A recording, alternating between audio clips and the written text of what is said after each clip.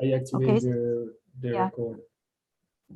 Yeah, is everyone fine if we record the session, please? Just need to ask. No problem. Okay, so here we are. We should be recording. Okay, good morning, everyone, and welcome to the Malta room, where we will be holding the workshop on the Create and Meet tool that is being developed currently under the CRISI-ADAPT project, which is supported by EIT Climate Kick. And our case study, the case study of Malta, is concerns flooding and emergency response.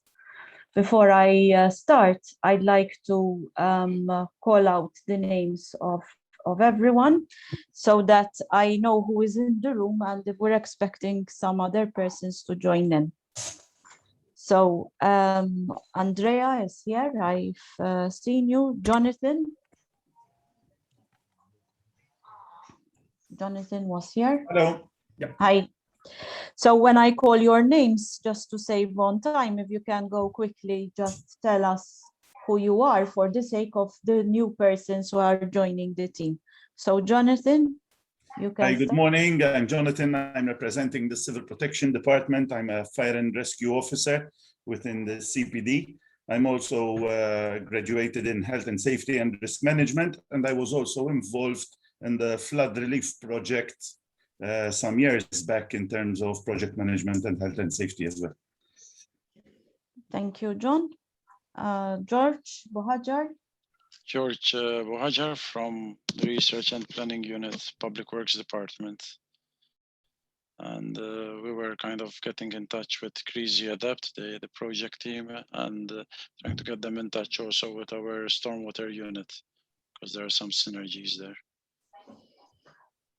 Great. Thank you, George. Daniel Fanak. Good morning. My name is Daniel Fanak. I work with George Bohajar's department, the Researchers Planning Unit at MTIP. I am a GIS researcher, and my focus is coastal erosion. Adiel Pushkiri, if I'm pronouncing the name right. Okay, it's good. So as you said, I'm Adiel Kushkiri, and I'm working with the Public Works. This is actually my first day, so welcome. Thanks. I've worked with parks before. I have a degree in Earth Systems, and I'm looking forward to working with this new department. Good. A nice way to start your working in a new place. Andrew Valla. Hi, Andrew. Yeah. Department. We are working on a strong drainage system as part of the third river basin management plan. So I'm interested in this CRISI-ADAPT to see how it fits with my project. Thank you, Andrew. Josiane Vassallo.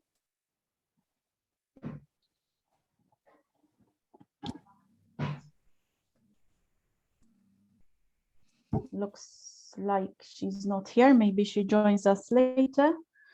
Felix Martins, sorry. No, I guess it's Ines Felix Martins. Yes, correct. Yeah, sorry. Felix. No problem. It's a Portuguese name.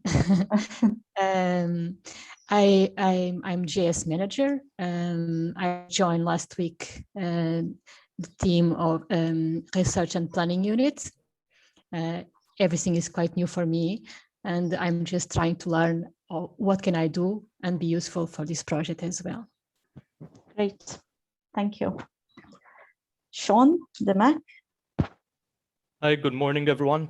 I'm Sean Demac. I work with the Research and Planning Unit in MTIP, and I'm a scientific officer over there, and my main focus is with the NFRP and coastal works. Thank you. I have on my list Joseph Caruana. No, maybe he joins us later. David Spiteri. No. Carmelo Barbara. Good morning. I'm an architect and civil engineer. Recently joined the Research and Planning Unit within the Public Works Department. Formerly, I was in the Building Regulations institutions, heading the Technical Policy Unit, and we were mainly tasked with the implementation of the Energy Performance of Buildings Directive, doing cost optimized studies as regards energy performance of buildings for Malta. And I'm new to this project, but it's I've got a good impression that it's a very interesting project. Thank you. Thank you. Janet Tonti. Hi, good morning. I'm an administrator with the Malta Red Cross. I'm also the medical services executive. I'm part of the National Disaster Response Team. And that is the inputs that we have within this project. Thank you, Janet. Marco Cremona. Good morning. I'm a hydrologist and a water treatment engineer. I work as an independent consultant, and I'm currently, together with my colleague Philip Gregg, engaged as consultants with the Public Works to develop a technical manual for sustainable urban drainage systems. Okay, thank you. Philip? I'm working with Marco on the same projects, and we're working actually for the division of the Public Works, which is run by Andrew Vella. Okay, thanks. Carlos Caravilla. Hi, good morning, everyone. Well, this is Carlos Caravella. I work for the Climate Research Foundation. My specialty is international cooperation, and in the context of CRISI-ADAPT, I take care of stakeholder engagement issues. Well, pleased to meet you, and hope this session is interesting for everyone. Thank you. Thanks. Last but not least, Andrea. Thanks a lot. There is a person who wants to add. I think I know. Yes. No, it's another session. Okay. So my name is Andrea. Work for Aquatech. I'm the responsible of the pluvial model, not the coastal, but just the pluvial model for the Highland. And I'm here with you to present the new advantages and the tool. So thanks a lot for being here. As I can see, we increased the number compared with the other workshops. So it's good to see so many people here. And as I say, thanks a lot for investing your time with us. I don't know, Nadia, if you want to continue, you want to have anything else? Yeah, just a second, because George informed me that we have two other participants. Chris Gauci and Mario Elul. Can I ask you both briefly to introduce yourselves, please? Let me start. Bonjour kulħadd. I'm Mario Elul, Chief Architect at Public Works, dealing mostly with coastal issues. Basically, this is the impact of land and sea interactions, and implementing projects to mitigate coastal flooding and other issues related to rockfalls, etc. Thank you, Mario. And Chris, please. Hi, Christopher Gauci. I'm also the Public Works Department I'm in the research and planning unit with George. Basically, my title is as manager in geology, but main also as a geologist on coastal erosion and such. Okay, thank you. I see that we have a very interesting mix of people in the team.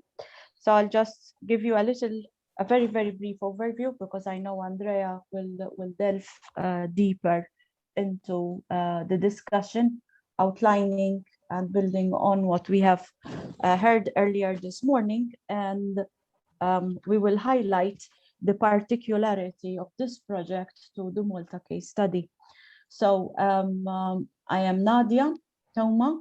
I am representing the Maltese partner in this project, which is Paragon Europe.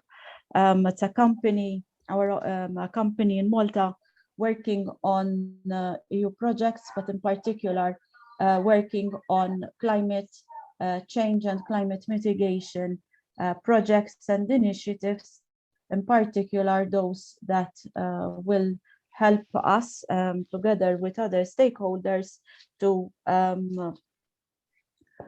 address the challenges that we are facing when it comes to the impacts of climate change. We work on sustainability in areas like transport, food, water management as well.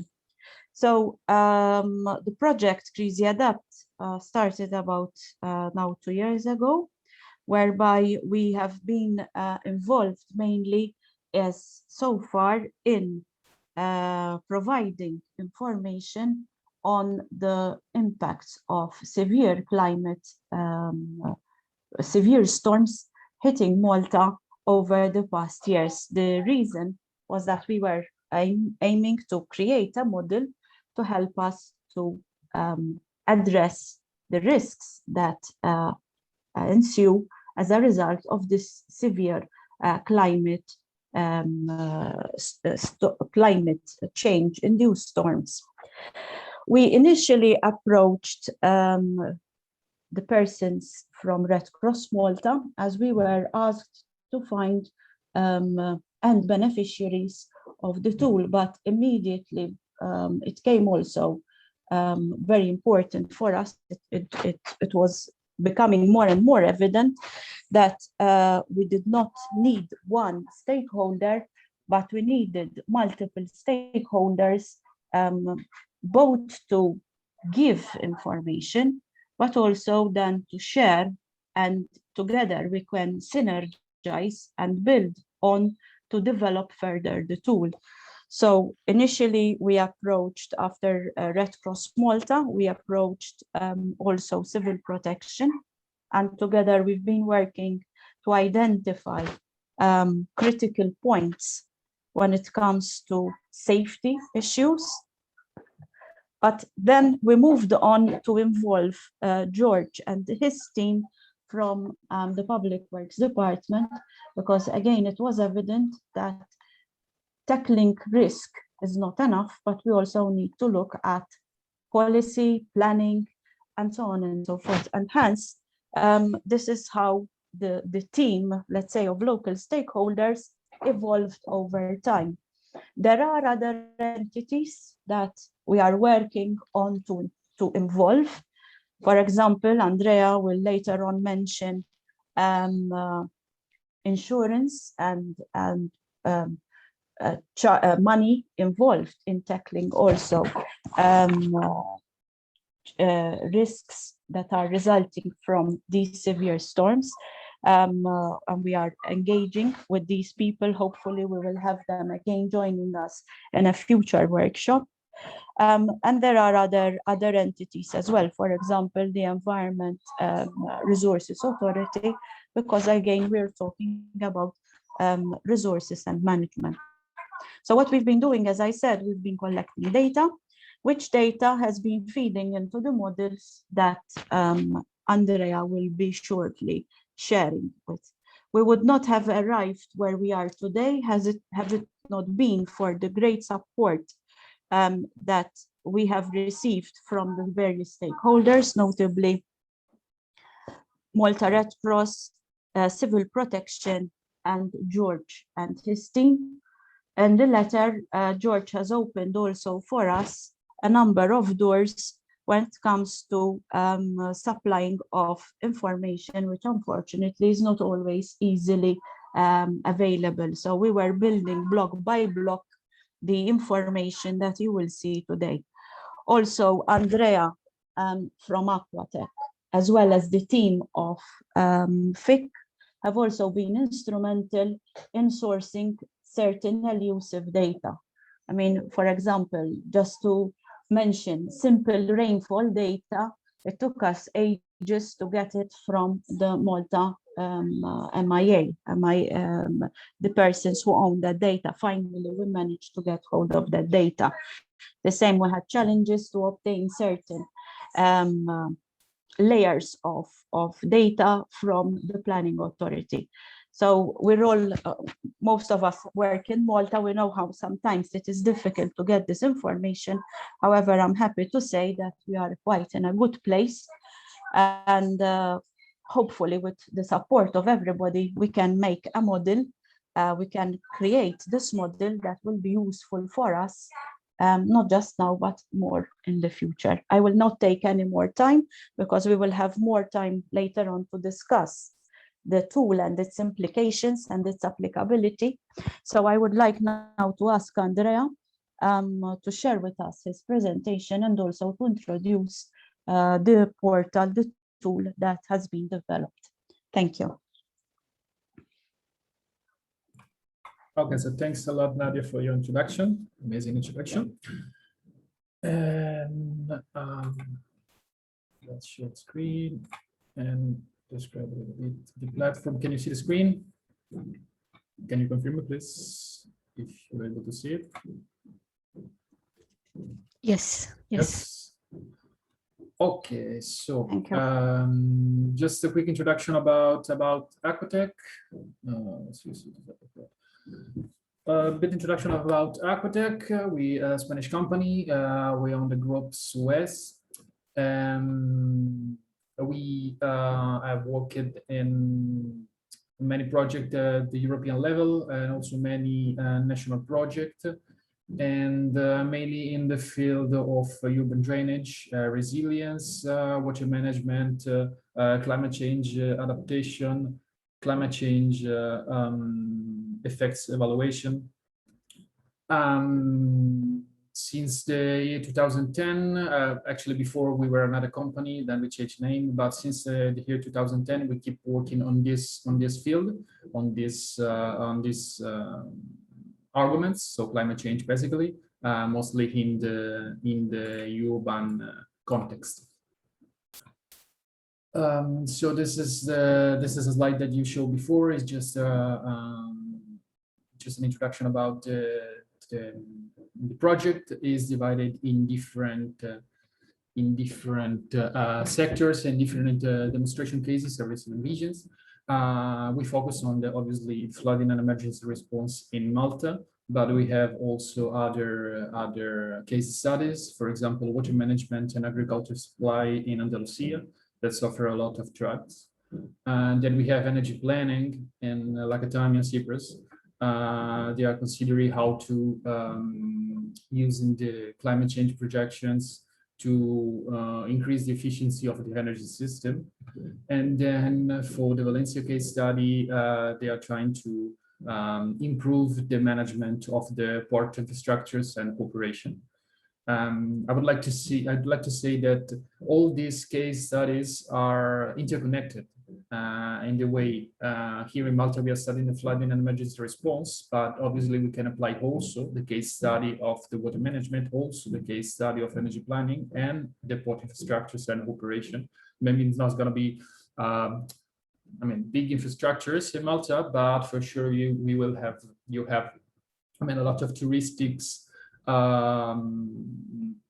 infrastructures and interconnection between Northern Africa and Italy for sure. So it could be interesting also to go deep in that sections. This is another slides that you have seen before, just to locate how it could be the prediction about climate weather in the future.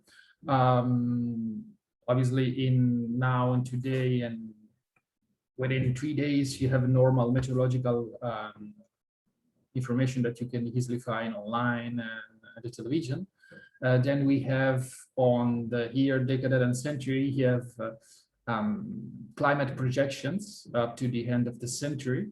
And then we have this central part that is seasonal projections that are actually pretty interesting because you can use all this information to manage your sectors, your productions, your whatever you want that it's related to the data you have.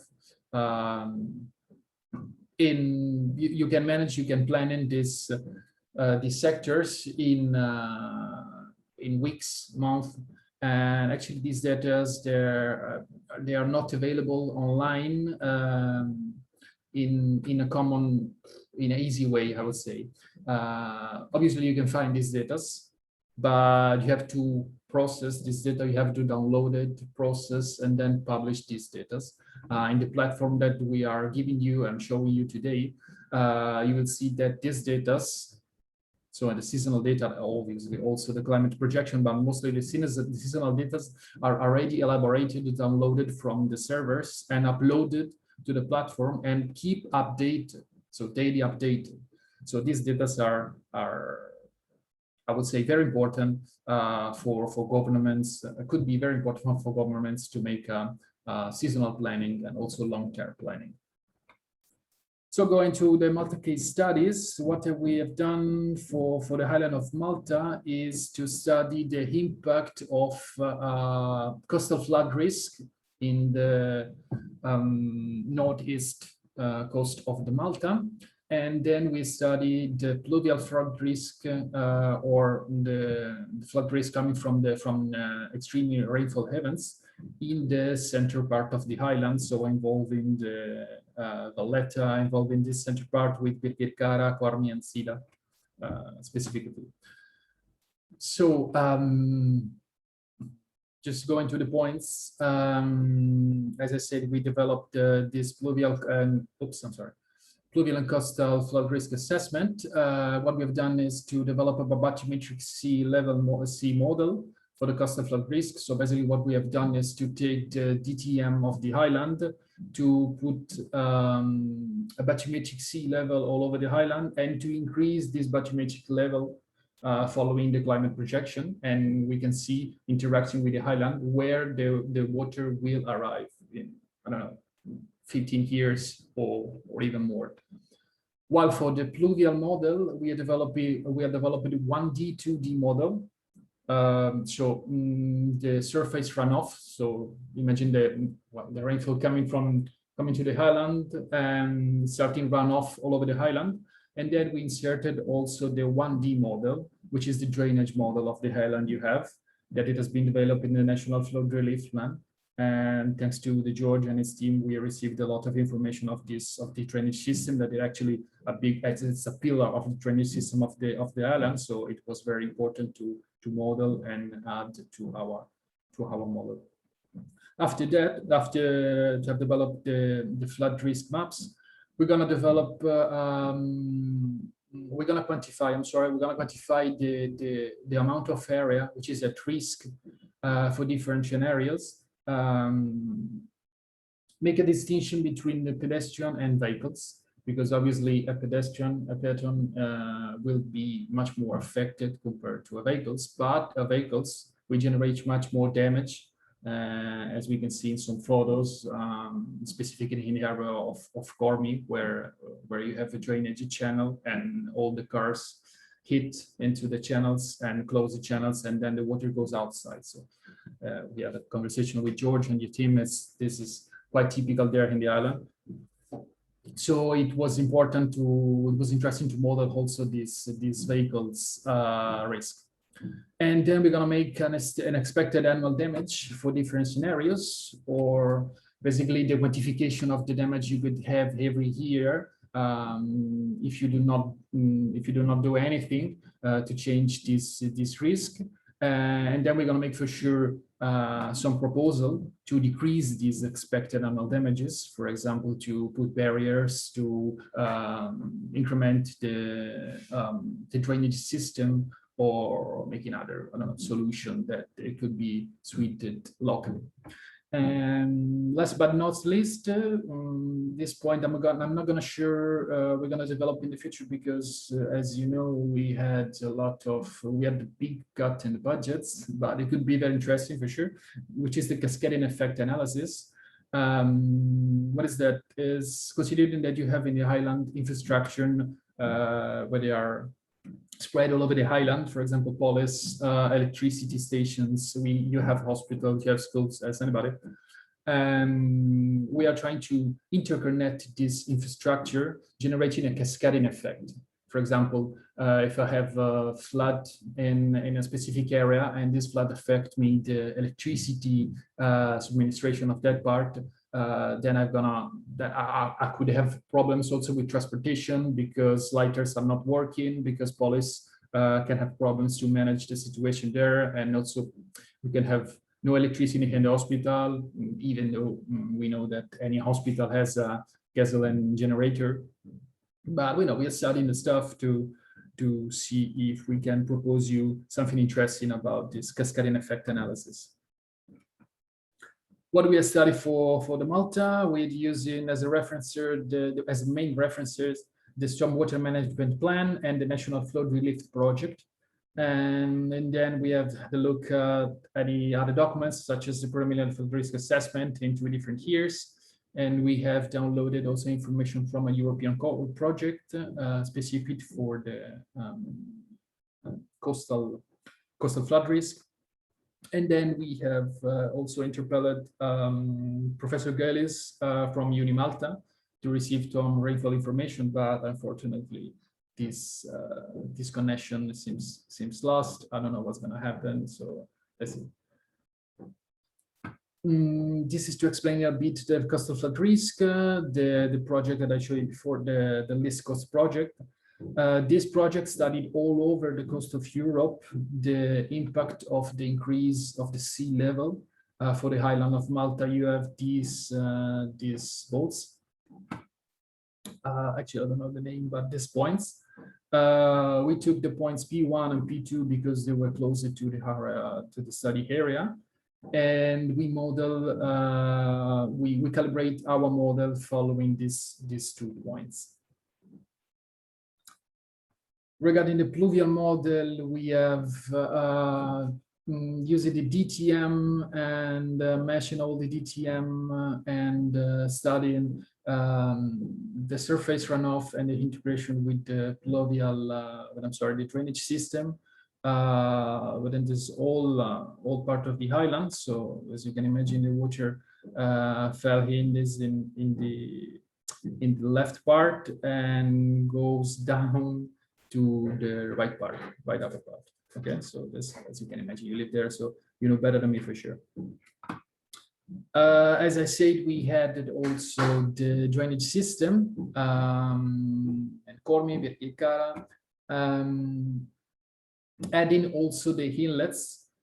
So we have what we have done is to model the system at inlet scale.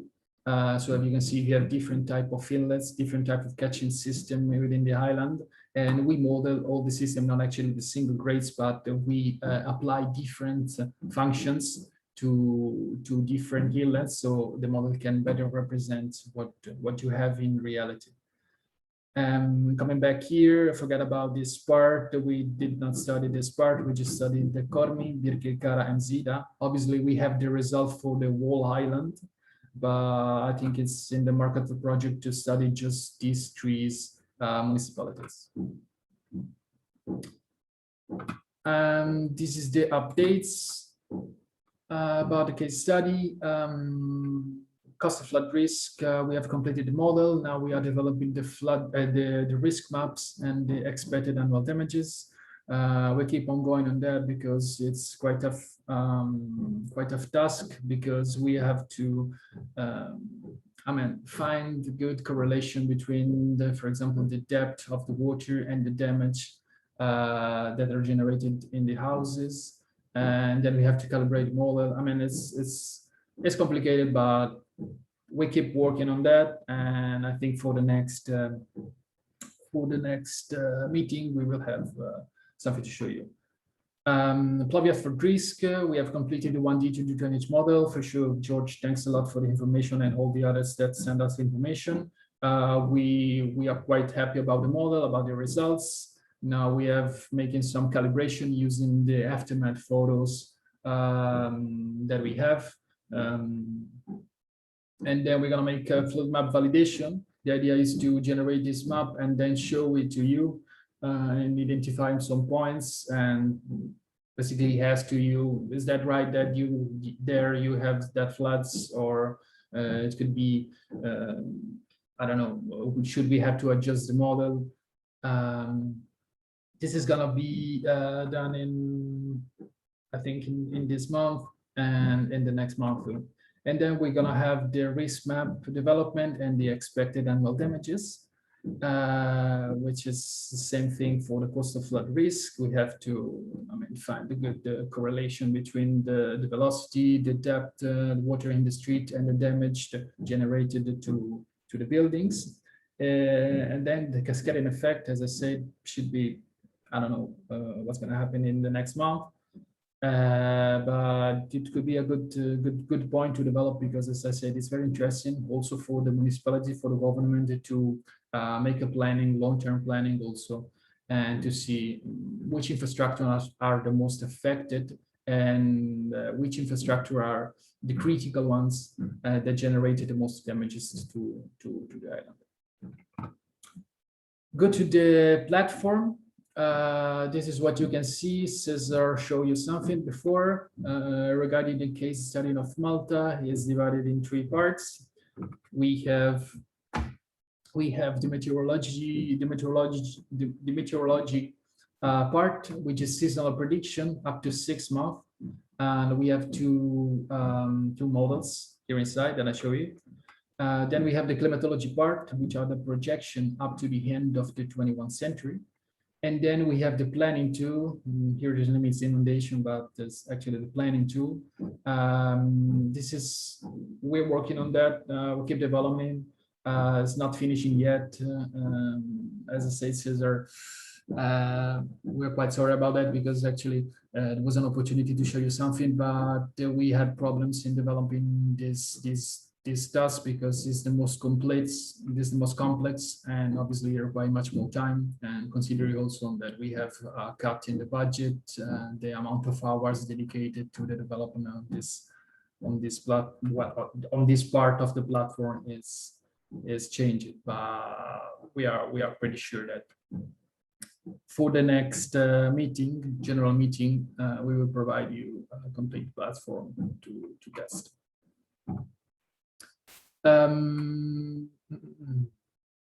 Going to the single part and the meteorology, which is the seasonal prediction up to 6 months. We have these 2 models, the European Center Meteorology Weather Forecast, which are daily prediction, and then we have Copernicus, which are monthly prediction. Taking into account that these data are available online, but free available online. I'm not sure about this, but it's for sure because I use it. It's free, so you can go online and download it and treat it and use it as you want. But the main pillar of the platform is that you already have this data.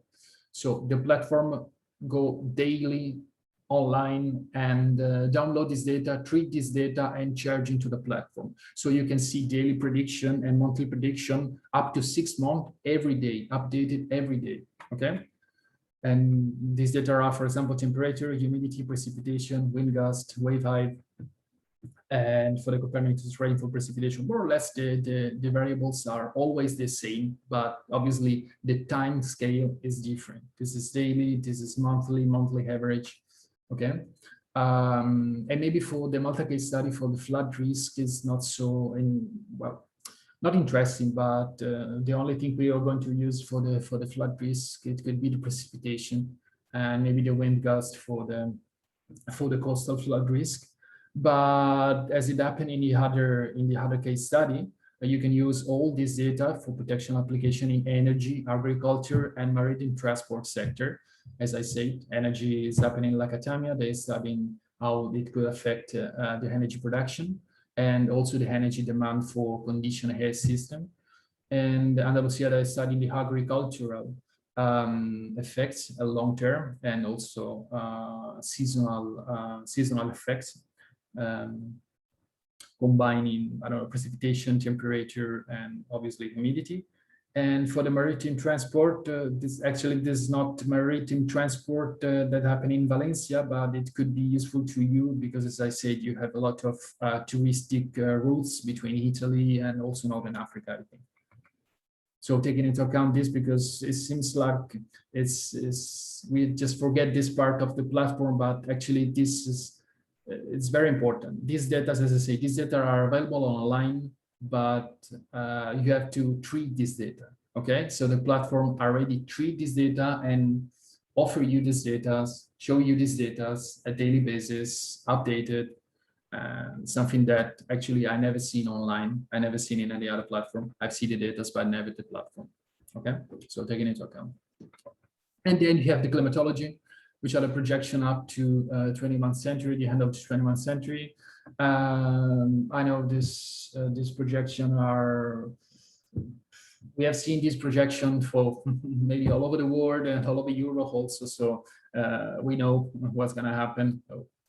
That's not we hope, but we know what's going to happen in the next years. But it could be interesting, by the way, to have all this information in the platform, you know, to use it as a reference and to, you know, show taking into account to long-term planning, as I said before.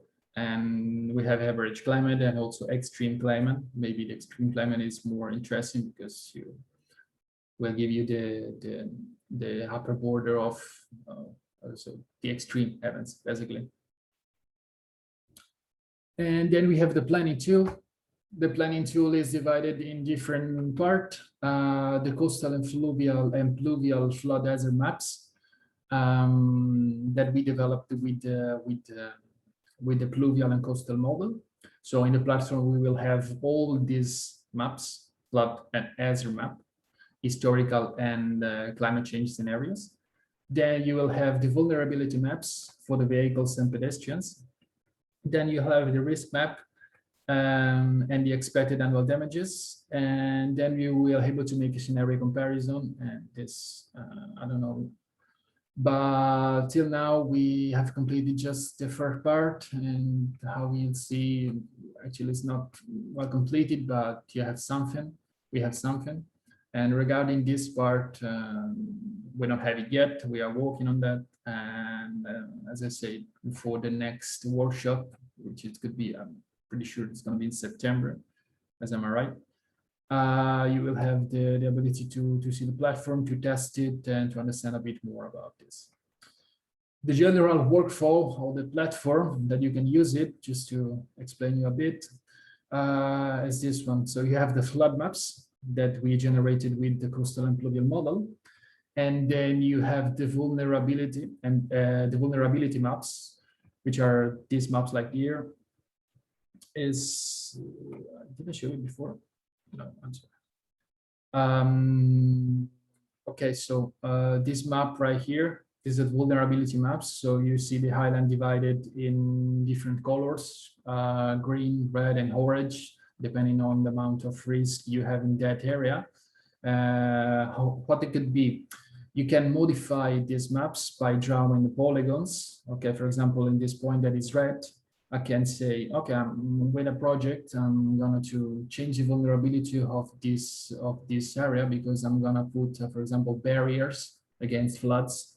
Okay, so this area will become green or orange. So what I'm going to do, I'm going to develop this, I'm going to draw the polygon all over the area and change the information of the polygons. So the polygon will become orange. And then in this workflow, you have another risk map. Okay, I don't know if I explain me in the right way. I'm trying to explain it a little bit. So you have the flood maps that we developed with the models. You combining with the vulnerability maps and the damage curves that related the depth with the damage, and then you obtain a risk map, identifying which area are the most problematic, and then the expected annual damage and millions of euros per year, or depending about the damage. In that way, you will see in the highland which are the area which are the most problematic areas, and then you can, as I say, change the vulnerability for pedestrian or for vehicles also. Doesn't matter, and then re-evaluate these risk maps and re-evaluate the expected annual damages. So this workflow lets you to make a long-term planning, also yearly planning, for example, to evaluate the different solution, as I say, to, for example, change in this area, or maybe acting here because we have much more damages. So the idea is, so for example, to put a barrier here, so this area will change. I mean, it's up to you. It's up to the decision you will make. But this should be the workflow of the platform for the Malta case study. And then I would like to show you a bit the platform. Even Cesar made it before.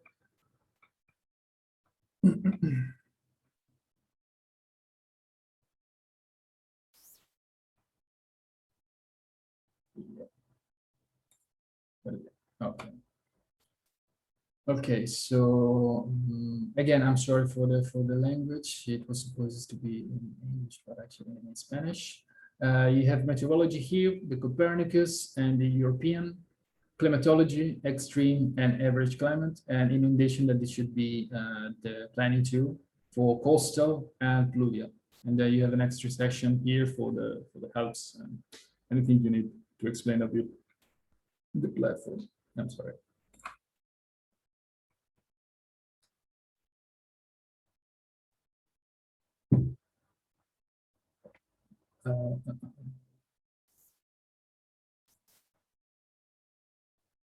I hope this is not gonna happen, but it seems like we have problems with the platform. I hope it's not because many people are inside right now. It's gonna be quite ridiculous that it happened.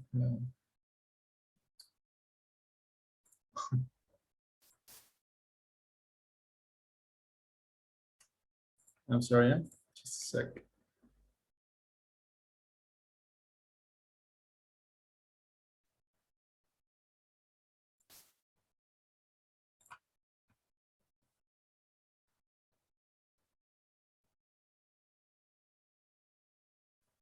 I think they didn't take into account that too many people connected to the platform at the same way would create problems. I hope not, but it seems like we have problems. Obviously, the platform is much more responsive than it is right now.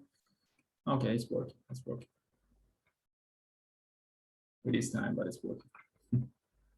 So this is the Copernicus. As you can see, you have monthly. Okay, monthly prediction. You can move here within this time scale. Just clicking at the next month, and then the next month, and then the next month, moving like this. Consider that the prediction is going up to, I mean, 6 months, one here. Not sure, I had to ask to Cesar, but obviously if you go to September 2022, for example, you don't have any data because simply the model of the Copernicus didn't develop yet any prediction.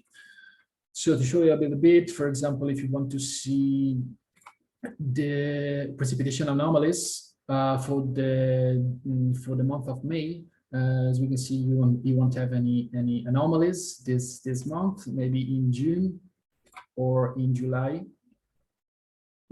seems like something there. Or in August. In August, seems you will have a small decrease while in the upper part, but it won't affect the highland. This is, for example, the precipitation temperature. You won't have, well, in the southern part of the highland, it seems like you will have an increase a bit of 1 degree compared to the average. Very important. Any point you click, it gives you the information that you are showing here. Okay, so any point of the highland you click, they give you the information. Okay, you see the precipitation, and then you have the maximum temperature, and you see how it could be the path in the future. Okay, so basically this is Copernicus, it's to prediction by month. And then you will have the European, which is the other, which is as daily prediction. As you can see, you see days instead of month. And the same happened here. You have more or less, actually not the same variables, but similar. And obviously the time scale is different. And you can see, you click in a point and you see how it's going to be the variation of these variables in these days, for example, between 10 of May up to 16 of May. Okay, more or less, you have good weather as always. You have in Malta, guys.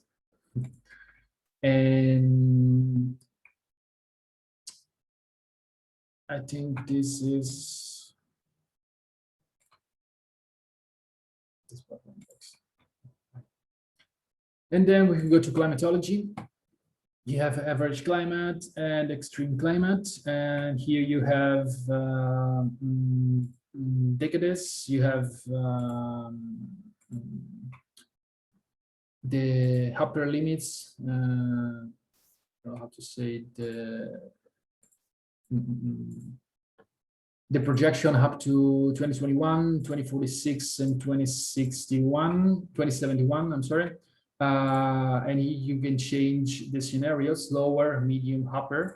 Okay, for example, if we are showing this is the temperature, maximum temperature, okay, for the highland, the worst case scenarios, which is upper 2071, you will have more or less, actually here in the mountain it's cooler, but it seems like you have between 20, 30, 35 degrees. Or you will take information also about the number of days with the temperature greater than 38 degrees. And it seems like in the worst case scenarios, you will have less than 5 days. So that's good. You will have less than here in Barcelona. And the extreme climate is the same of the average climate, but with obviously the extreme variables. And then going to the last part, you will have the planning tool. As you can see here, we have uploaded already some maps. This you can show right now is the coastal flood risk historical for 5 years certain period. So you can basically change a number. As you can see, the review period is changing, and obviously change also the information. And as I said before, whenever you click in the maps, you will have information. For example, here in this beautiful plaza, with the review period of 1000 here, you will have 0.5 centimeters, no, actually 50 centimeters of water in this part.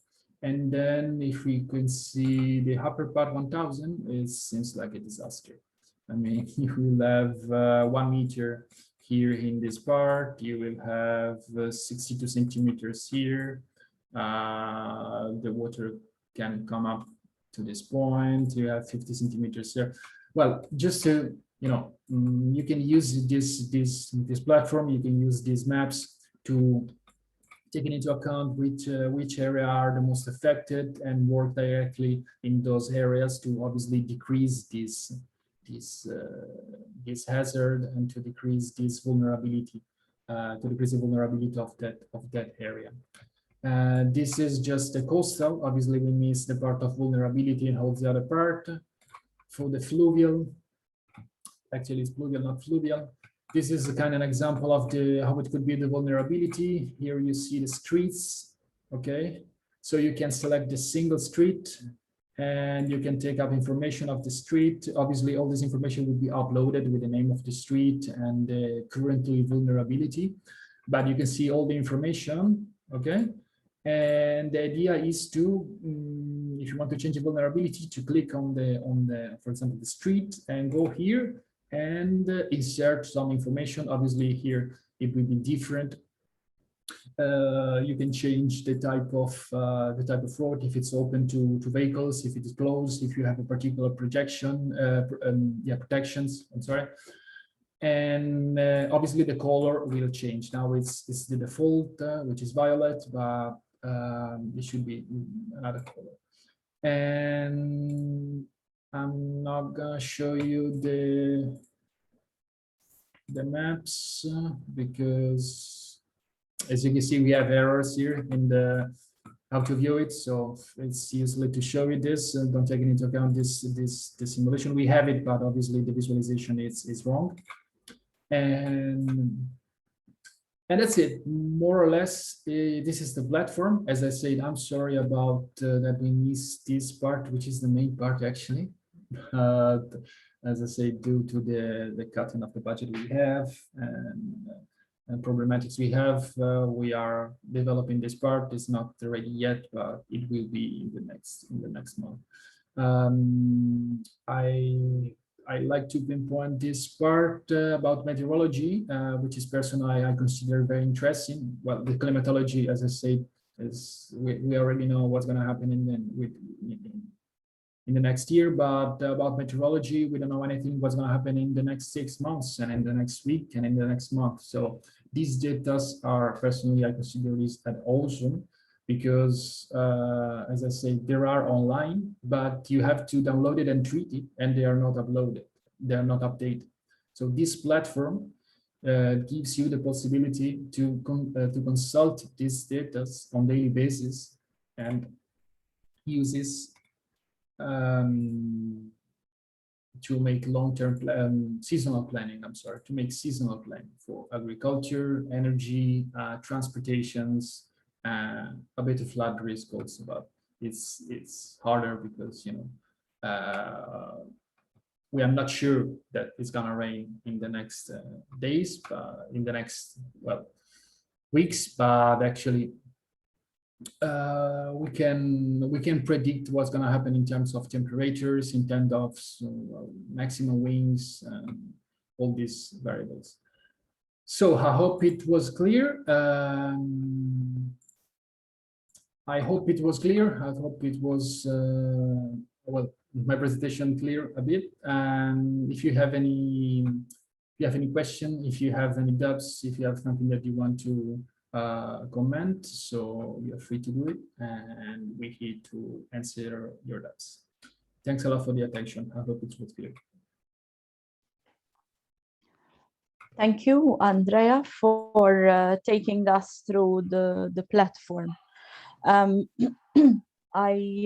would like to ask if there are any questions, and then maybe we can take a short break, 5 minutes break, we reconvene, and then we would, I would ask you, I mean, maybe we can look at a little bit again into the platform and see if we can manipulate, let's say, some of the data.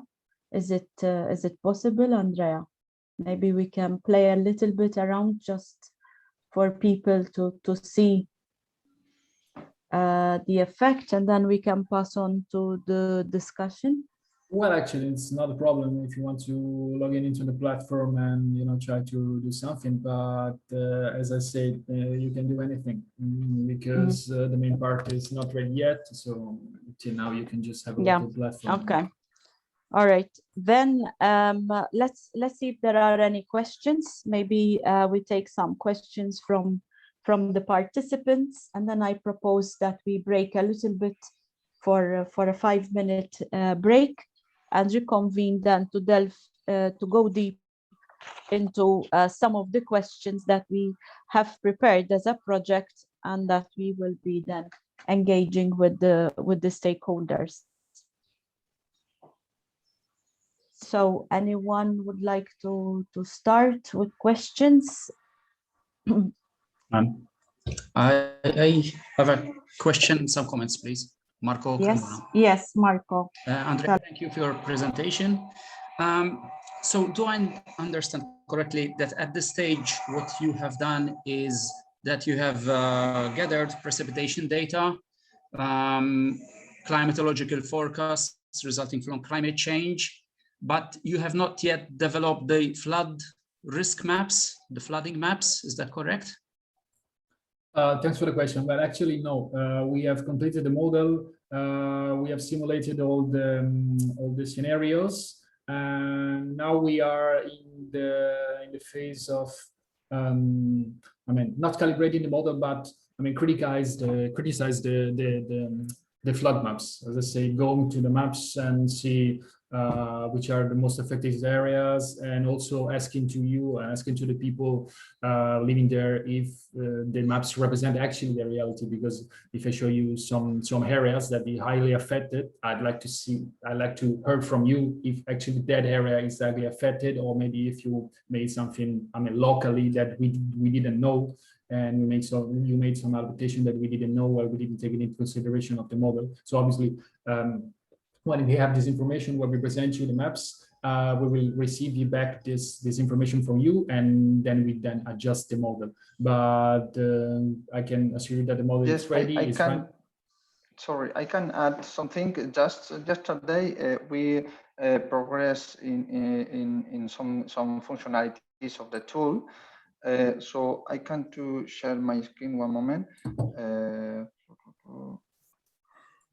One moment, please. Is Malta? Yes, just to test the functionalities of the tool according to the vulnerable functions of defined by Aquatech, but it's not completed yet because we need to meet with Aquatech. It's possible to define, for example,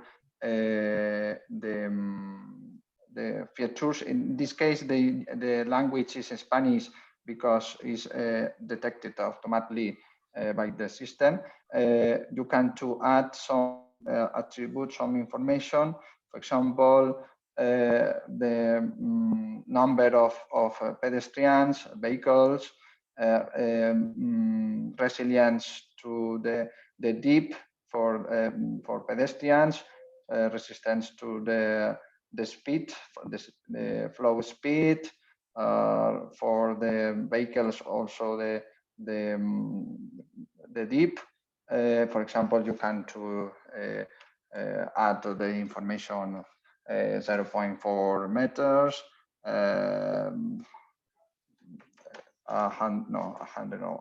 8,000 value, etc. So modify, and with this information is calculated automatically some impact.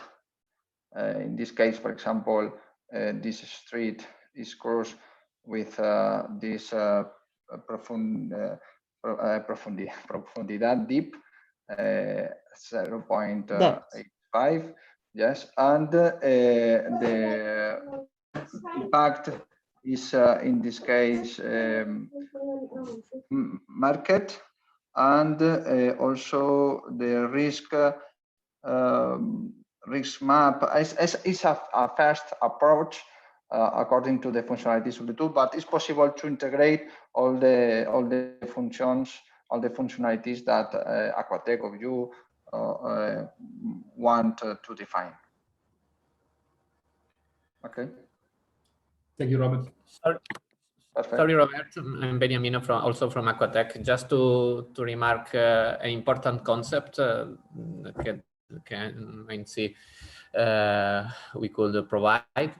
We are developing specific hazard risk criteria for each risk category. So, for example, we are able to introduce specific flood hazard criteria for the stability of people, flood hazard criteria for the stability of vehicles, economic criteria for damage assessment, etc. So we are the platform will be able to provide specific hazard and risk criteria depending on the risk category that we would to focus. Yes. And of course, we could at the same time perform a comprehensive risk assessment, including more than one criterion in this sense. Yes, it's possible to integrate all these functions in the platform. We need to work in this for several days maybe, but it's possible. Yes. Yes, for example, in this slide, you can see the other criteria for people, for pedestrian, yes. Other criteria, flood hazard criteria for vehicle.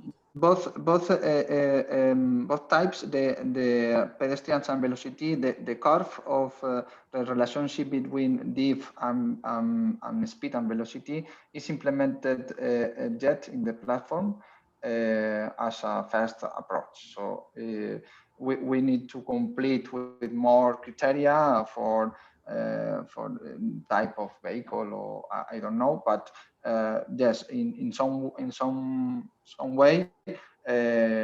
Yesterday we include these functionalities. The good aspect is that all these other criteria are related to flood depth and flood velocity, so it's quite easy to target the platform facility for your objective. Perfect. Another question, please. So yes, go ahead. Do I understand that given that the model is not yet calibrated, because you've got to calibrate it against photos, at this point in time, I understand it provides relative data.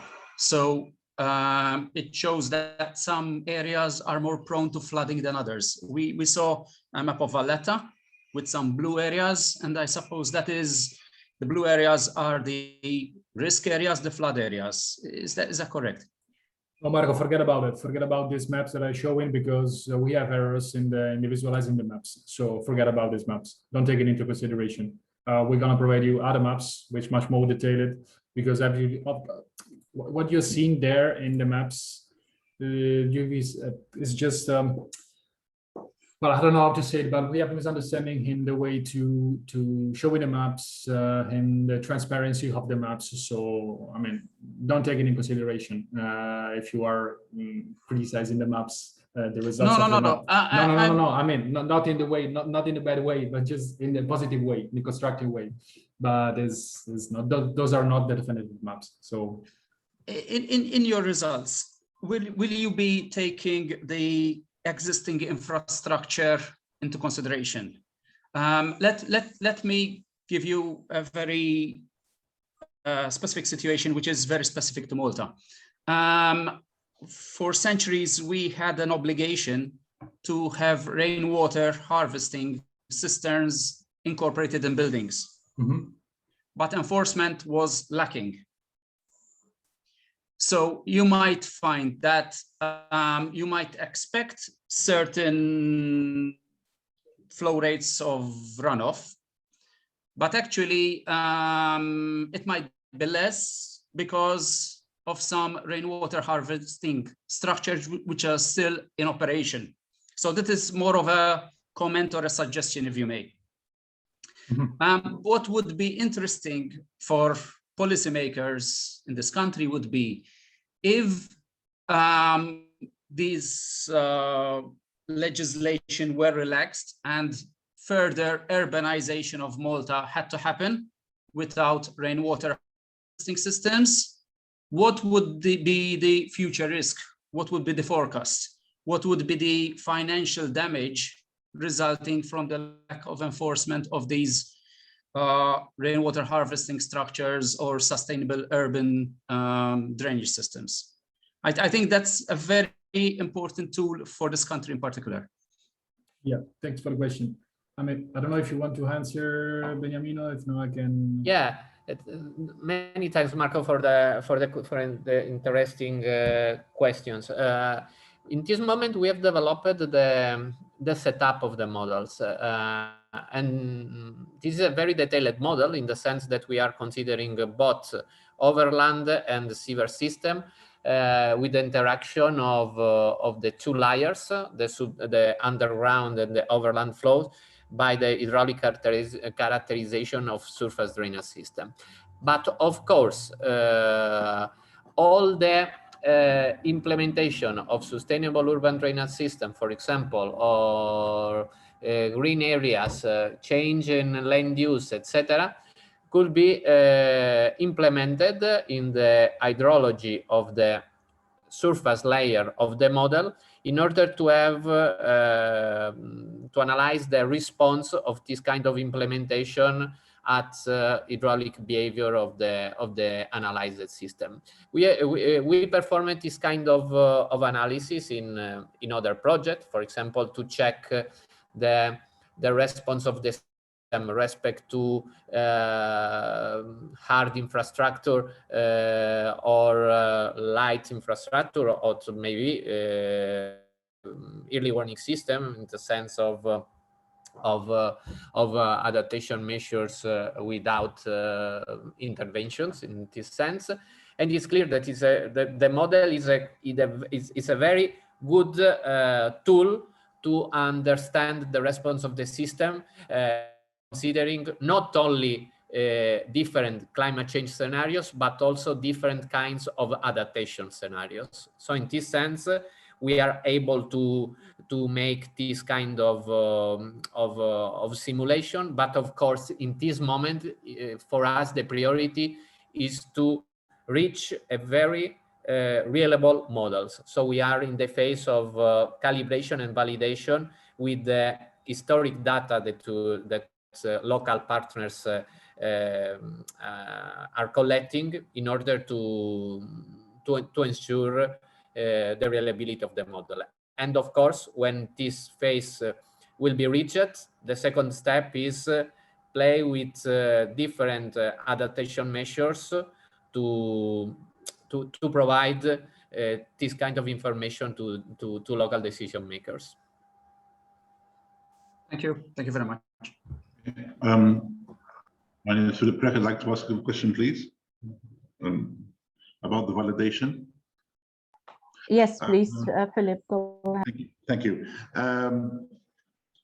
I think there was a comment that the validation will be done at least through assessing photographs of flooding. I want to know if that's correct. That's number one. Number two, there is actually a depth measurement station within the catchment you are studying in Bihara. It is run by the Water Services Corporation. I'm not sure if you are accessing them for their data. I only knew about this recently because of a project I'm doing in this field. You could possibly ask them. The third issue I would like to bring up is that when you do the validation of this model, are you going to be routing the actual rainfall through the model and comparing that with the depth that you'll be saying at the specific point, actually expecting a depth of 0.5 meter, 30 centimeters or whatever? I think these are, I have seen a number of models for Malta, and many of them are built on assumptions, and none of them have been properly calibrated. And the basic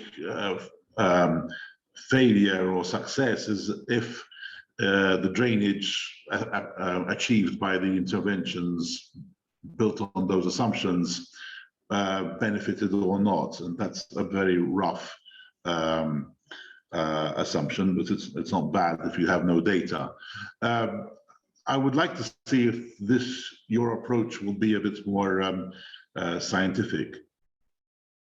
Thank you.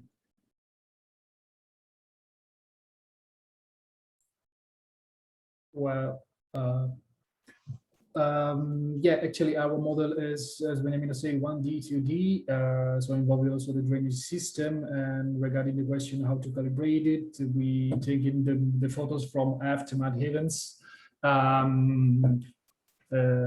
So previous after mud heavens before. I'm sorry. Which photos? We found photos online. It was a repository online for every events happening in Malta, and you have private photos of the citizens. And then we have sent these photos to Nadia and to other stakeholders to just locate these photos on the maps, and then we go to the maps and see what was the water level at that photos and try to represent the water level. I've been down that track. The problem with using those sort of photos, I mean, they are obviously a historical fact. There was a depth of water, perhaps on that day at that location. Fine, okay, you can get that. But what actually created that? What was the storm that created that depth? What was the if there was something blocking the water downstream? You don't have that. You don't have that data.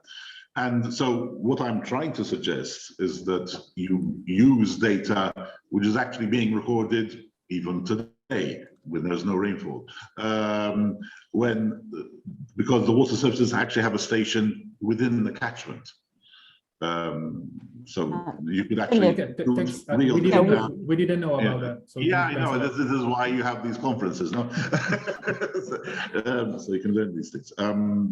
I would suggest that you access real data. Of course, Philip, that this is the best option, having the flow depth measures during heavy storms and calibrate the model with the rain gauge information and also the flow depth measures in some point of the drainage system. This is a normal procedure that we used in Barcelona, for example, and the other important models that we have developed. In this specific case, we could not use this kind of information. So, of course, if we will have the possibility to have this information, of course, that we can analyze the matching about modeling results and the measured ones. But in this moment, all information that we have to calibrate and validate the model is represented by this kind of photos of flood-prone area with specific data. And on the other hand, the rainfall information with detailed degree that we are introducing in the model. We are working with the data that we have in this moment. But I agree with you that the best option could be analyze the matching about measured and modeled water depth in several points of the domain. Okay. Philip, if you can share with me who is responsible for the data at the Water Services Corporation, it would be helpful. Because I don't work for the Water Services Corporation. I know.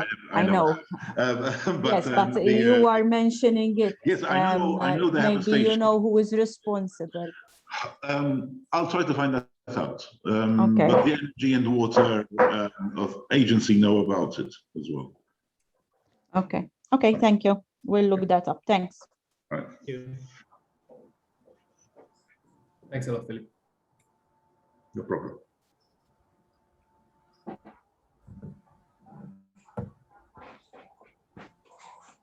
Okay.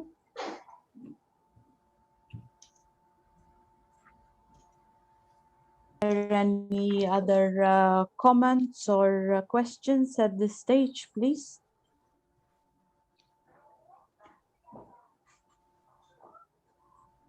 Okay. If not, maybe we can come back in 5 minutes so that we can have a quick break, please, and then we'll look into questions that we are asked to report back to the project management team, if that is acceptable by everyone. Can we do that, please? Okay, thank you. We'll be back in about 5 minutes. Thanks. Thank you. Okay, thanks.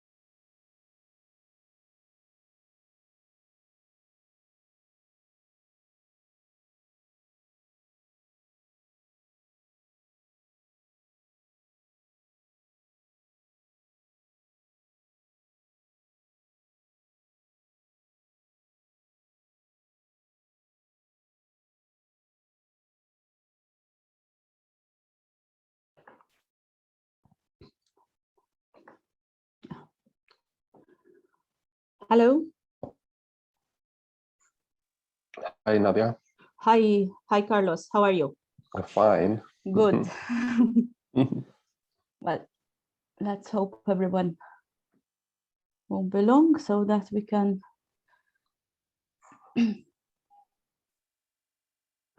continue. Yeah, we are all here, I think.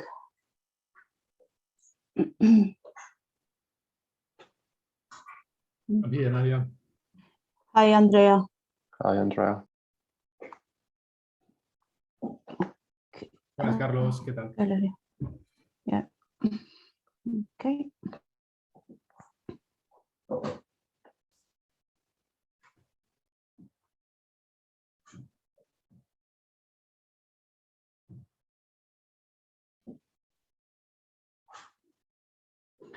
Okay, do we everyone back, please?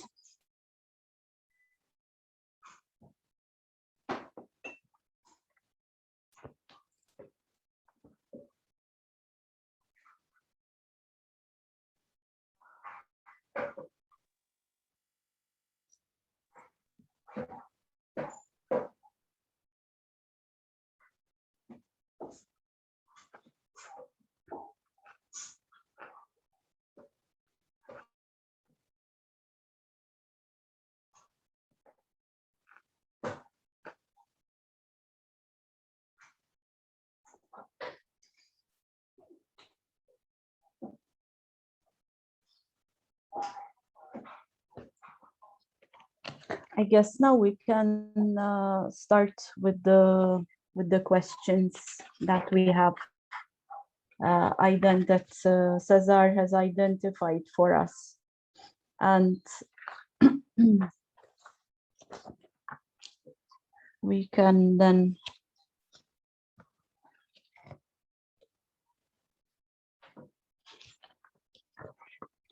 Andrea, can we then maybe once the maps are a little bit more advanced, can we do another workshop maybe at a later stage between now and September so that we can continue to develop as we go along? Yeah, for sure. We need it. Yeah.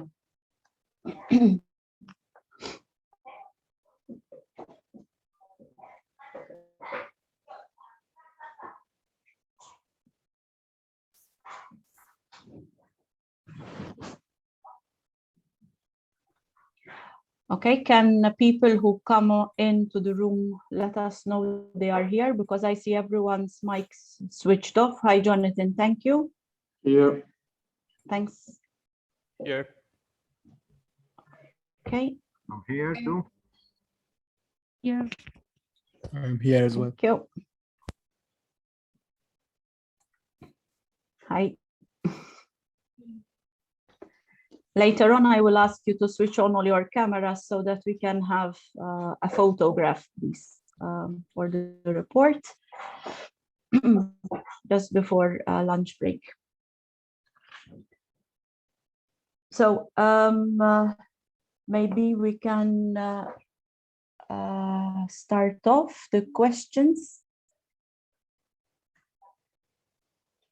Or wait 2 more minutes and then we can start.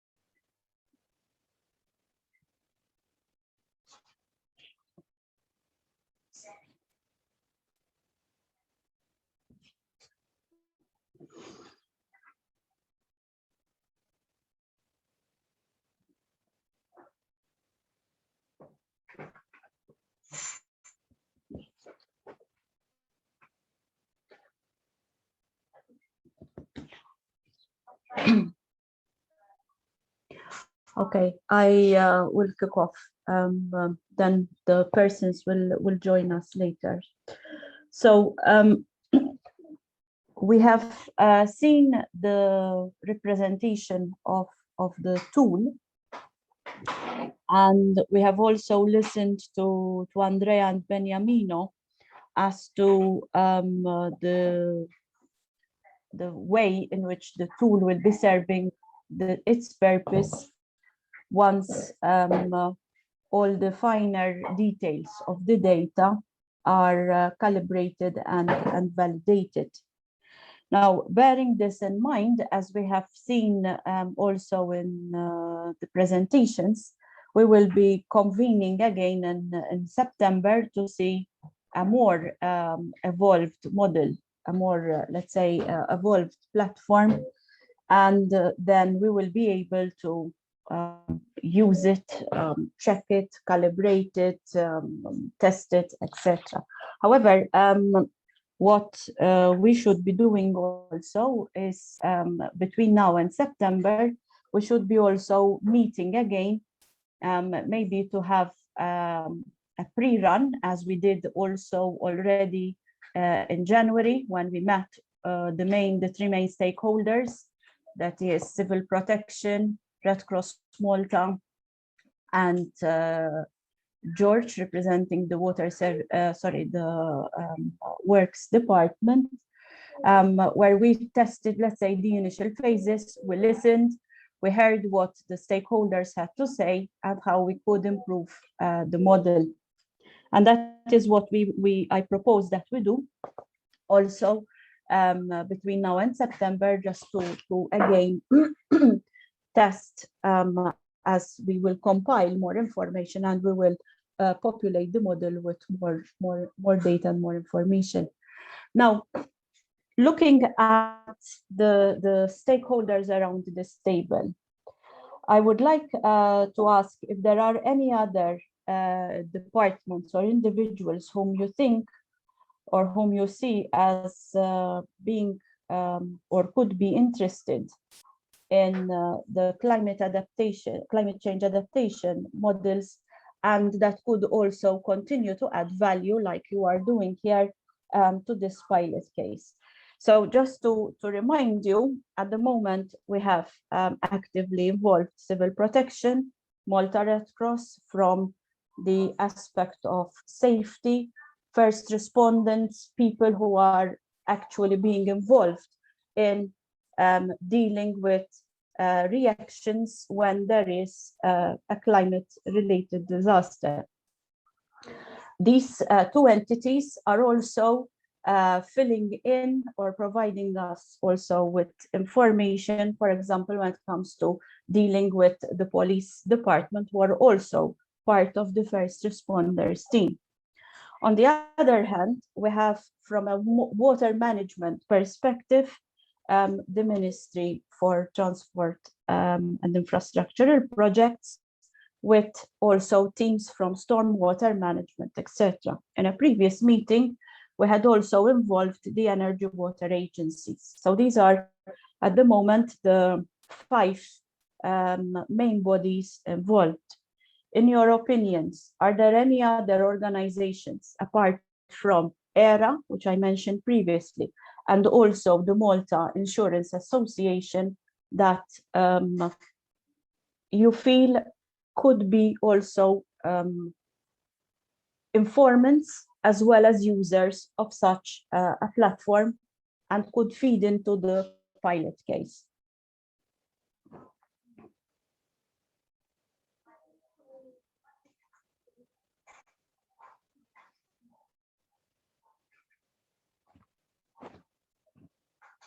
Anyone? Nadia, this is Carlos. Yes, Carlos. Okay, if I may, Mm-hmm. it was mentioned before that there has been a law or some regulation on water harvesting on the island for quite a long time, but it was also mentioned that this law or regulation has not been fully enforced a long time, and that it would be a key element for local authorities to know about the, let's say, the future impact of this lack of implementation of this regulation on the economy, the financial impacts. I guess that this has to do with a scenario of reduced rainfall, so and also water scarcity on the island, and I don't know, because I do not know the context on the island. I don't know which agencies, either from the central government or local governments, would be involved in this process of enforcing this regulation on water harvesting, because I guess that in the future, what these agencies are concerned about is about the let's say, more urban development or population growth, or building of new developments in some parts of the island which are not so populated now.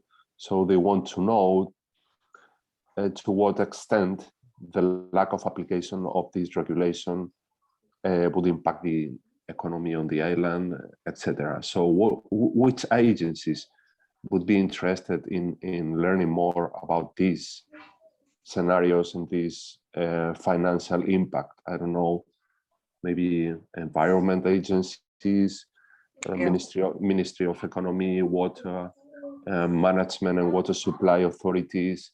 I don't know which agencies are involved in this type of decisions, in the application of the regulations, and etc.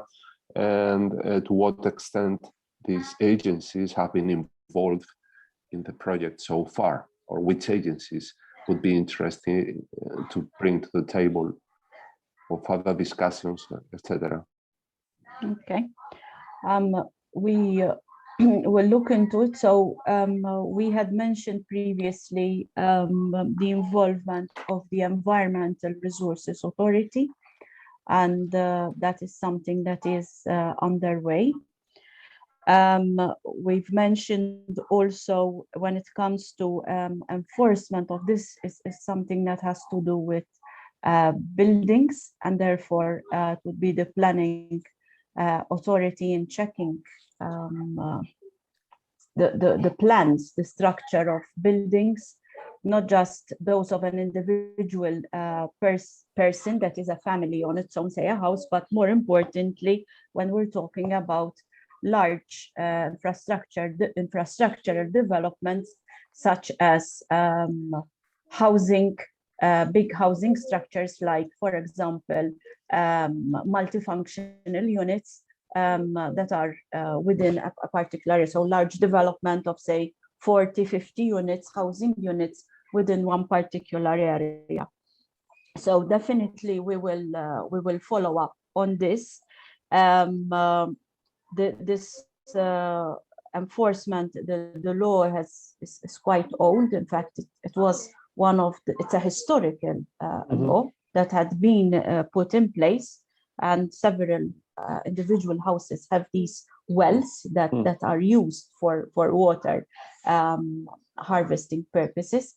I know, but of course, people like Marco and others involved can also guide us accordingly as to the updates of this law, which, as far as I know, has been recently mentioned, recently reintroduced, and now we will see what are its impacts. As to the agencies that would involve, we are, as I said, mentioned, we are also in touch with the Energy Water Agency.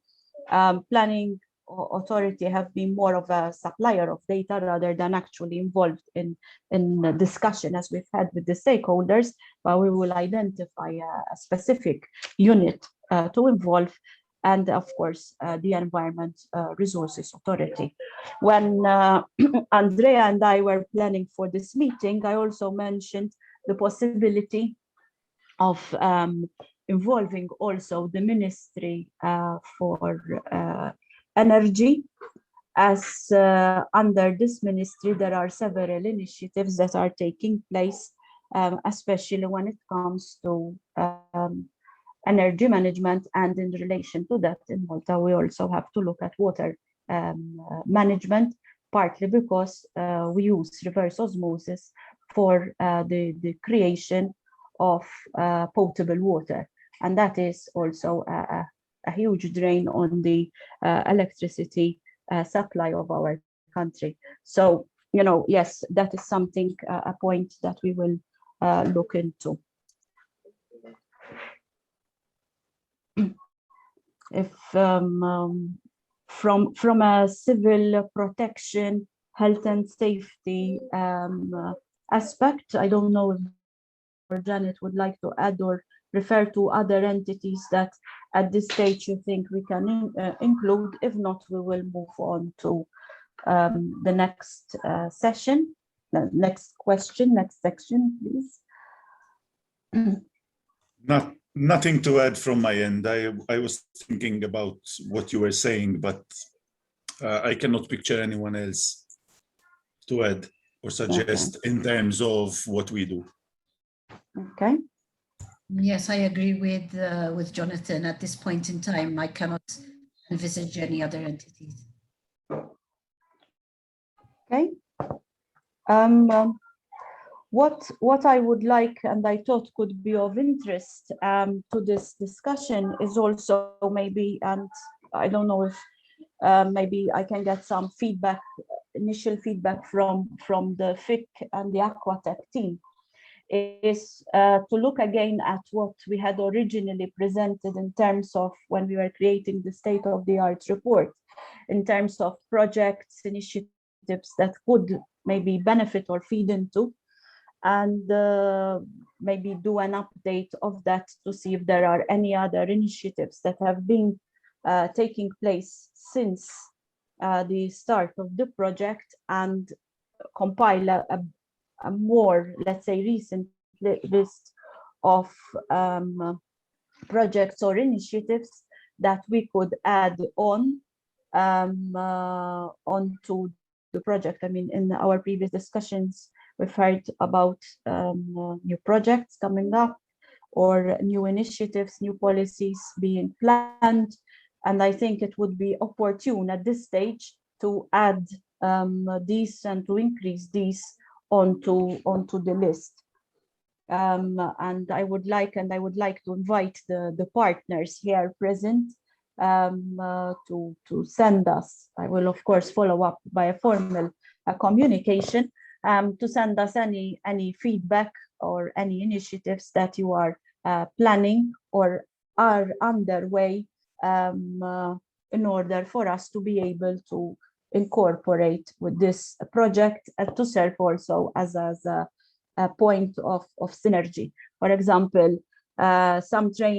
we did a presentation for the joint teams of civil protection and Malta Red Cross last December, who are preparing, are training for the preparation of natural disasters that may not be directly related to climate change, but could also be of benefit from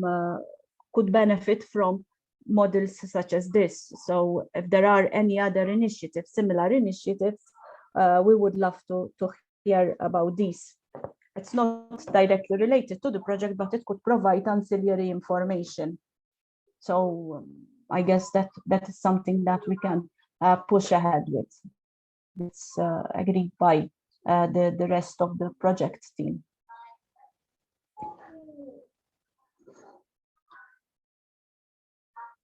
Okay. This feeds into the next question. If we can identify new windows of opportunity for the pilot case study.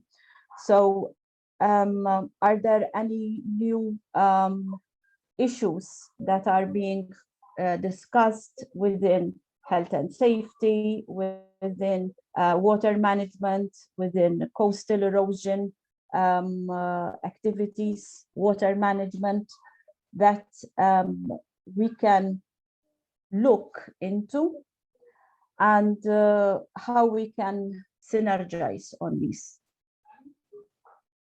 Maybe teams from the Ministry for Transport can help in this. Yeah, a window of opportunity. For example, the development of a new, let's say, for example, adaptation plan, or the drafting of a environmental policy could be a window of opportunity. Also, sometimes political changes can be challenging, but also offer some opportunities to move forward in some specific fields of activity. So the idea through what is behind this question is the idea of identifying these, let's say, local or national processes that could help us foster the implementation of this pilot case. As I mentioned, the development of new policies, the drafting of new regulation, any political changes, etc. So if you could, well, not right now, but in the coming future, any type of situation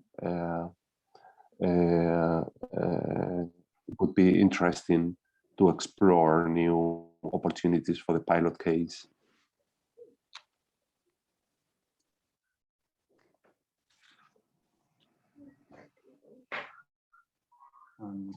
George, yes. Yes, I mean, on this point, what I see as being promising in terms of collaboration with other initiatives that are ongoing is something that we've started to work on. We've been working on it for more than half a year now, but we're coming to a more concrete phase of the project on the sea cover, which stands for coastal climate over vulnerability and exposure risk protection strategy. So there's a lot of overlap, I think, with the CRISI-ADAPT project in terms of what this project will be doing and what you are already doing. As we're also looking into the issue of finding a good way of assessing risk in a comparative manner, so that we'll be able then to identify priorities and then take action. One of the main functions of what we do as Research and Planning Unit is to provide a linchpin, so to say, between the analysis of these problems to develop a research and planning approach to such issues, and then to foster the formulation of strategic plans, such as this sea cover protection plan. And then from then on, for the rest of the public works, because we are a very small part of the public works department. I mean, the executive arm of the public works department is then mainly responsible for the execution and implementation of such works. So I see that the public works is not only maybe a good source where you can identify what's been done in the past and to identify data sources, but then we kind of try to be the channel for the actual implementation of the necessary measures, because it's one thing talking about tools and assessment, which are very important to start off with, because without those, you might be spending money in the wrong places. But then ultimately, we have to get down to concrete measures. So in that sense, it's important to keep this bridge very open in terms of collaboration, and also to synergize between the development of good skills and also with the formulation of such national strategies, especially if we're using similar concepts of risk definition. it's important that we do use similar or compatible definitions of what risk is and how it's made of exposure, vulnerability, and the hazard elements as well. So I think here it's an area where we have to keep an open channel of communication. George, what was the name of this project and which is the leading agency? Or the leading agency is the MTIP, and the coordinating unit is my unit, the Research and Planning Unit. Just to give you a bit of background, the ministry started going into issues of coastal erosion about 3 or 4 years ago in 2017 it was. And we've started to build a team both in terms of research and also in terms of project execution on the ground. We started with very modest initiatives to manage risks by identifying the areas that are most prone to coastal erosion, which are visited most intensely by the public. So those were the areas which we identified as the highest risk areas, the risk hotspots, so to say. And we started addressing risks simply by setting up signage and making people aware.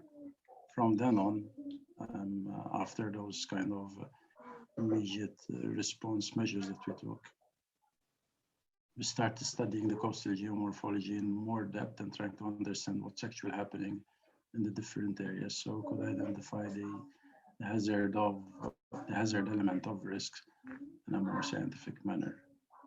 From then, it transpired that we definitely need a national strategy for coastal protection, and in that sense, mostly for public safety reasons, but also for the sake of infrastructure that might be located on the coast or which has a strategic nature as well.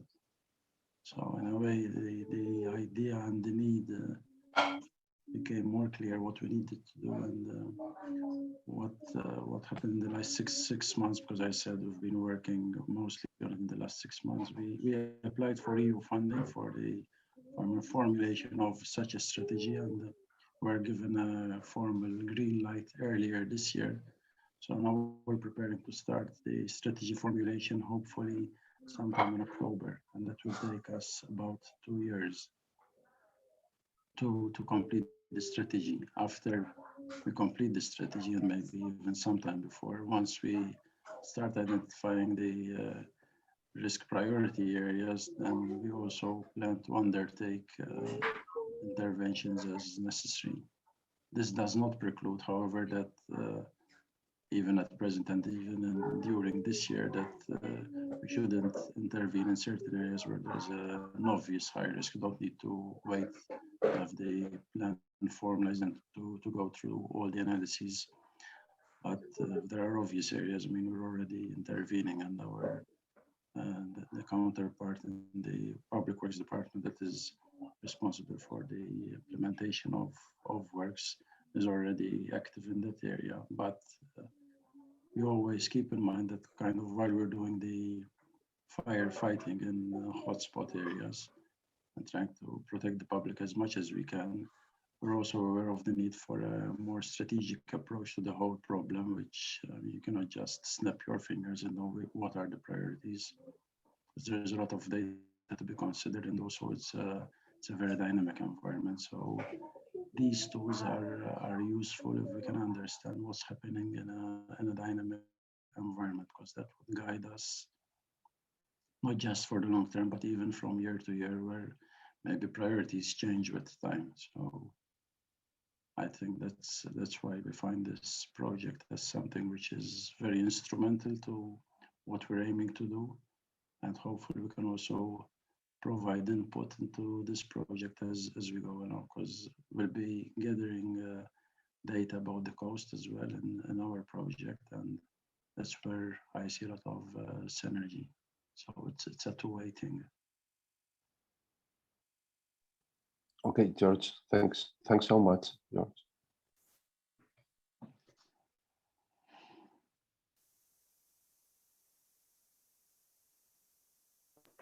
Thank you, George. We will be coming back to you as we've already communicated over the weekend with the possible synergy, formalizing also this link between CRISI-ADAPT and sea cover.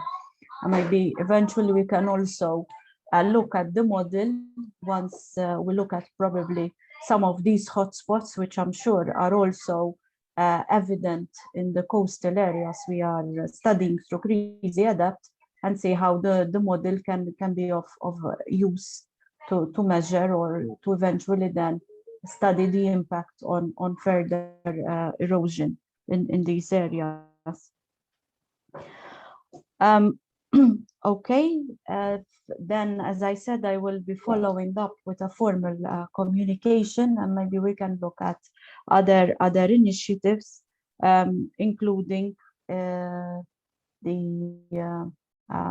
national strategies that could also be relative, for example, to water management.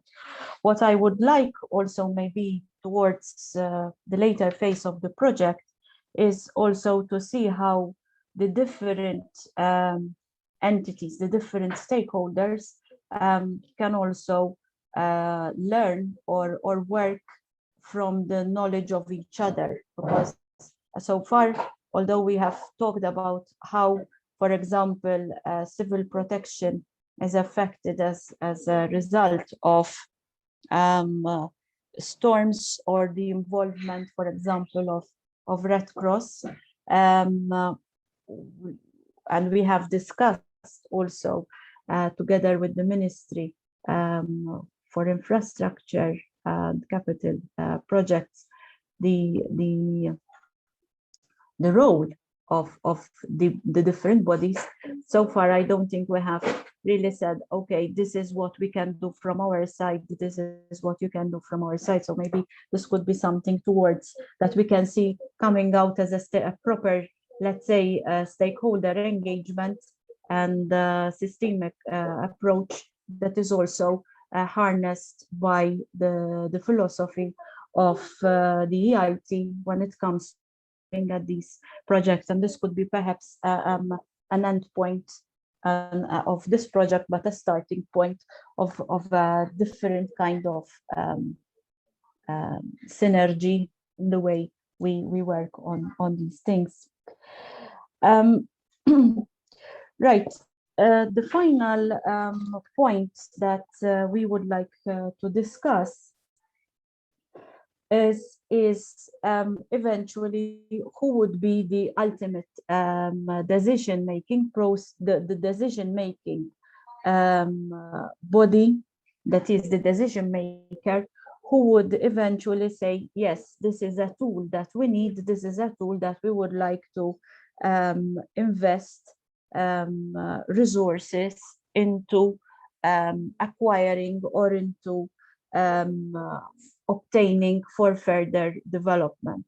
So as I said, we're talking here about different ministries. I would like to ask the persons involved if they have been involved in a similar situation where there is more than one entity that could benefit from this, and who would, in your opinion, be the ultimate decision maker? I don't know if my question was clear, but basically we are talking here about the eventuality of having a model that will be used, a model that can be servicing different departments, and I would like to see who is the ultimate entity that would say, yes, we can use this. And also related to this, should this be something on a national level, or should it be something on a departmental, ministerial level? If I might add, Nadia, I mean, to clarify your question, because I think your answer, your question is about who's going to be responsible. I would kind of elaborate on that. Who's going to be responsible for what? Because there are a lot of implications, as I said earlier, with respect to the ministry. For instance, our ends are to actually then implement the actual measures, because that's our main function. And the idea of adding research and planning is to make all that sensible. So it's a means to an ends. But at the national level, if it comes to the function of policy functions at the national level, then it's not us. It could be EWA, for instance, or the planning authority for different reasons. For resource management, it might be EWA. For land development, it might be the planning authority. So I think there the question needs to be refined. For civil protection, for instance, it's obviously CPD. So I think different entities might be responsible for different things. Then it's a question of who's going to manage the model and then make it available to everyone. So you might need focal points in different entities. Just a suggestion. I don't know what the other entities think about this. Yeah. Would like maybe other entities. Well, I think this involves also meeting with other decision makers as well, and elaborating a little bit more on the model. So, for example, with I've already mentioned that in a very near future we would meet with his superior, the person in charge of CPD, to illustrate what the model is doing and what it can do for the civil protection department. The same for search and rescue. Of course, we're dealing with Malta Red Cross, who are in their own right, their decision maker for their own area, but they work with other entities. EWA, we need to continue pressing with EWA as well to see how, again, we can synergize.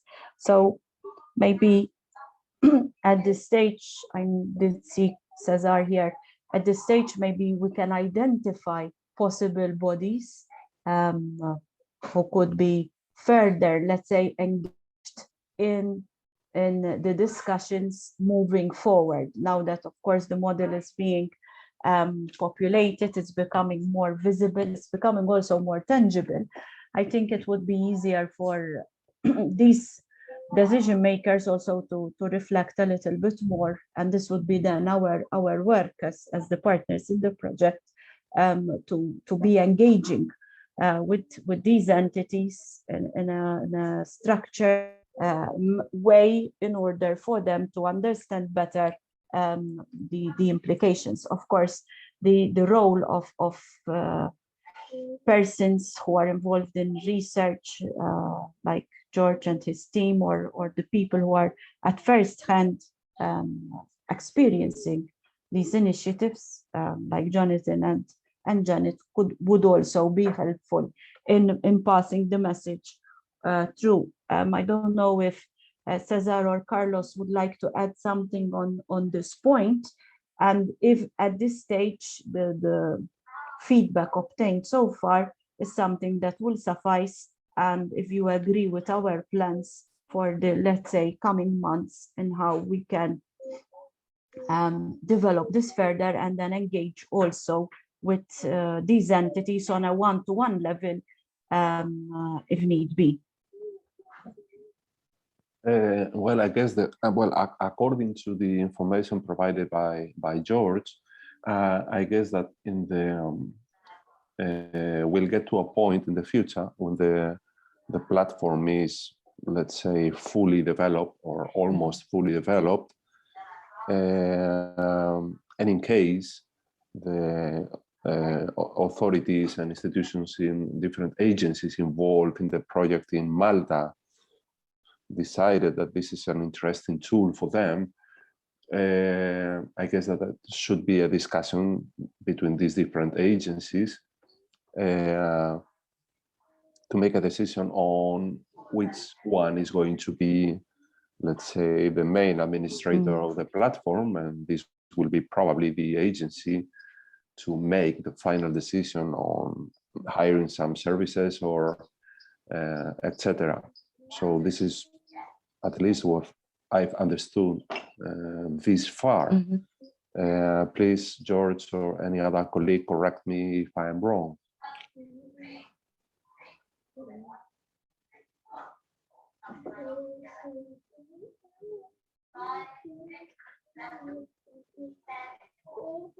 That's quite correct.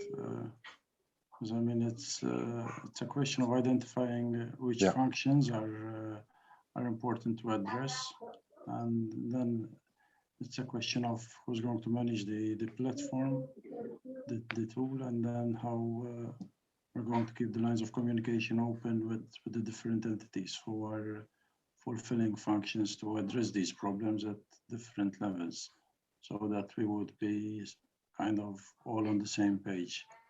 Not each of us having different plans or different tools and come to different conclusions about priorities, because that doesn't sound good. I mean, to be acting in different way. I mean, the idea is to have a good coordination structure. Ultimately, it doesn't matter who's leading in the end, as long as we're all talking the same language and understanding the same problem in the same way. Yeah. Coordination is key, I think, in this sense, as it is in most other environmental problems. Yeah, I think, I mean, that is a valid observation, George. And as local stakeholders together, we need to, start honing in on the main entities, even more so than we have done so far, in a sense that although these entities have been identified, they at this stage, let's say they have not been seen as the crucial entity to involve in a decision process. Now that we are in an advanced stage, it would be opportune now to start engaging with more how shall I say, targeted objective in mind, to help them to visualize the merits, let's say, of this tool and what it would also do in terms of decision-making processes. So this will be the focus of the work in the coming weeks. I do not know if there is some other points that we would like to add from the various points or for the various entities engaged in. I would like to ask FIC representatives and Aquatech representatives if there is some other point that you would like us to illustrate at this stage, before maybe we start doing like a quick wrap up of the session. Well, nothing else on fixed side, and I guess that we have like 5 minutes left before the lunch break. Well, thanks so much. It's been very interesting, and I don't know, maybe colleagues from Aquatech would like to add something, or from my side is okay. I don't know about Beniamino.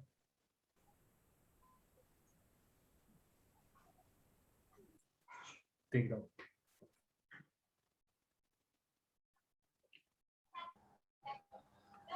Yes, that's all. It's okay.